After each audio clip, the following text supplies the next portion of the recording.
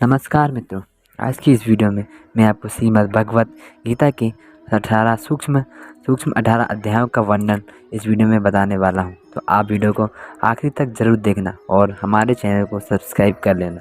तो पहला अध्याय, प्रथम अध्याय का नाम अर्जुन विषाद योग है। जब शौर्य और धैर्य, साहस और बल, इन चारों गुणों से युक्त अर्जुन पर क्षमा और प्रज्ञा यानी बुद्धि का प्रभाव बढ़ा और उन्होंने युद्ध भूमि में हथियार डाल दिए, तब उनके छात्र धर्म का स्थान कामर्पण ने लिया। तब कृष्ण ने तर्क से, बुद्धि से, ज्ञान से, कर्म की चर्चा से, विश्व के स्वभाव से, उसमें जीवन की स्थिति से, दोनों के नियामक अवयव पुरुष के परिचय से और उस सर्वोपरि परम सत्तावान ब्रह्म के साक्षात दर्शन से अर्जुन को वापस प्रेरित किया।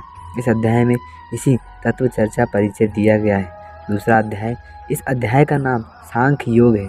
इसमें जीवन की दो प्राचीन समानित परंपराओं का तर्कों द्वारा वर्णन आया है। अर्जुन को उस कृपण स्थिति में रोते देखकर कृष्ण ने उसका ध्यान दिलाया है कि इस प्रकार का कलेव्य और हृदय की क्षुद्र दुर्बलता अर्जुन जैसे वीर के लिए उचित नहीं।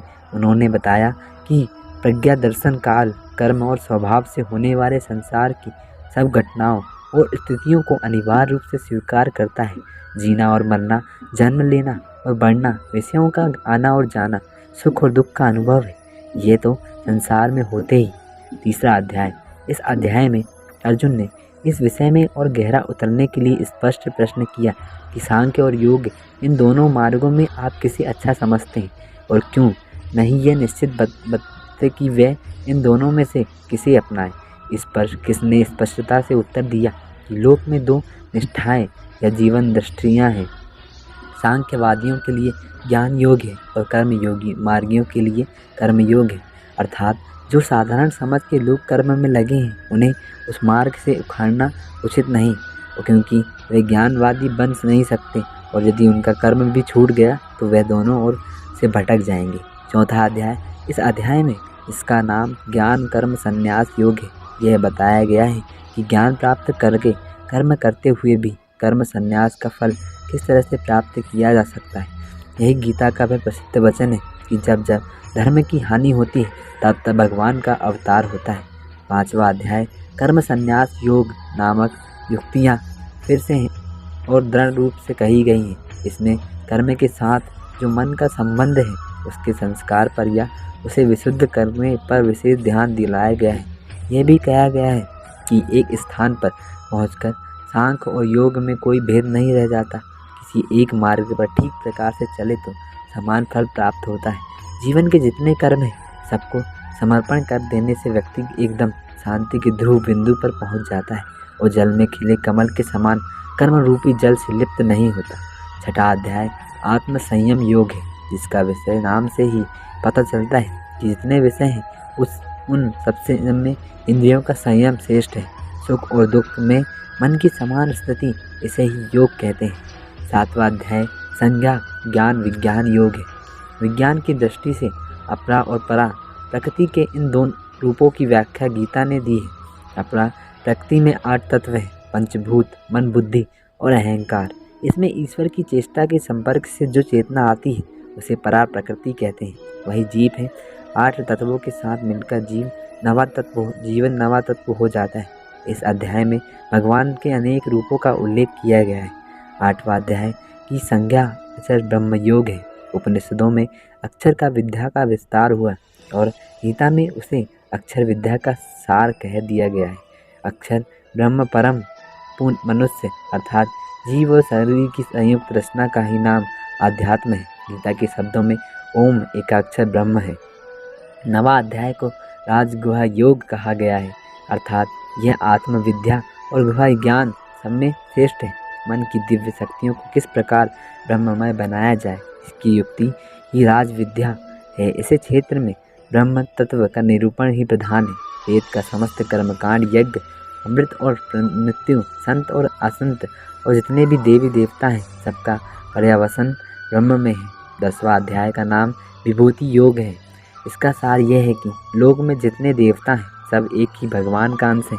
मनुष्य के समस्त गुण और अवगुण भगवान की शक्ति के ही रूप हैं। देवताओं की सत्ता को स्वीकारते हुए सबको विष्णु का रूप मानकर समन्वय की एक नई दृष्टि प्रदान की गई है, जिसका नाम विभूति योग है। 11वां अध्याय का नाम विश्व रूप प्रदर्शन योग है। इसमें अर्जुन ने भगवान का विश्व रूप देखा। विराट रूप का अर्थ है मानवीय धरातल और पारिधि के रूप, जो अनंत विश्व का प्राणवंत रचना विधान है, उसका साक्षात दर्शन है। 12वां अध्याय। जब अर्जुन ने भगवान का विराट रूप देखा तो वह घबरा गया और घबराहट में उसके मुंह से दिशों ने न जाने लबे शर्म वाक्य निकले। उसने प्रार्थना की कि मानव के लिए जो स्वाभाविक स्थिति ईश्वर ने रखी है वही पर्याप्त है। 13वां अध्याय में एक सीधा विषय क्षेत्र और क्षेत्रज्ञ का विचार है। ये शरीर क्षेत्र है, उसका जानने वाला जीवात्म क्षेत्रज्ञ है। 14वां अध्याय। इस अध्याय का नाम गुणत्रय विभाग योग है। ये विषय समस्त वैदिक दार्शनिक और पौराणिक तत्व चिंतन का निचोड़ है।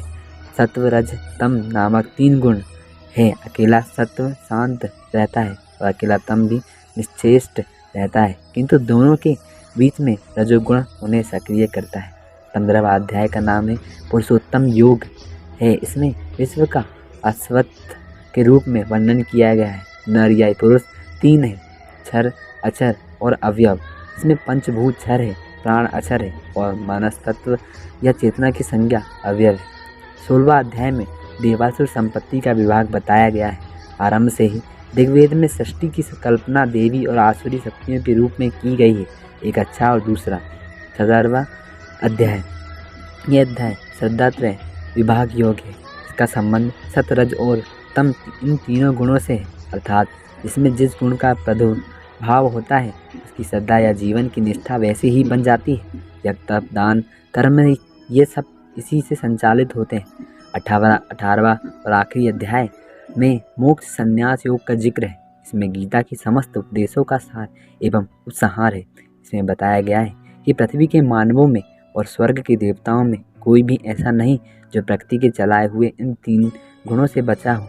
मनुष्य को क्या कार्य है, क्या आकार है, इसकी पहचान होनी चाहिए। धर्म और अधर्म को बंध और मोक्ष को वृत्ति और निवृत्ति को जो बुद्धि ठीक से पहचानती है वही सात्विक बुद्धि है। तो मैं आशा करता हूँ कि आप हमारी भगवत गीता के इन 18 अध्याय का सूक्ष्म वर्णन आपने बहुत ही कंठस्थ सुना होगा और आप इसे ज़रूर पढ़ेंगे। तो हम अगली वीडियो में आपको संपूर्ण अध्याय के बारे में बताएंगे। तो इसके लिए हमारे चैनल को सब्सक्राइब कर लीजिए और हम मिलते हैं अगली वीडियो में। अभी के लिए जय श्री कृष्ण।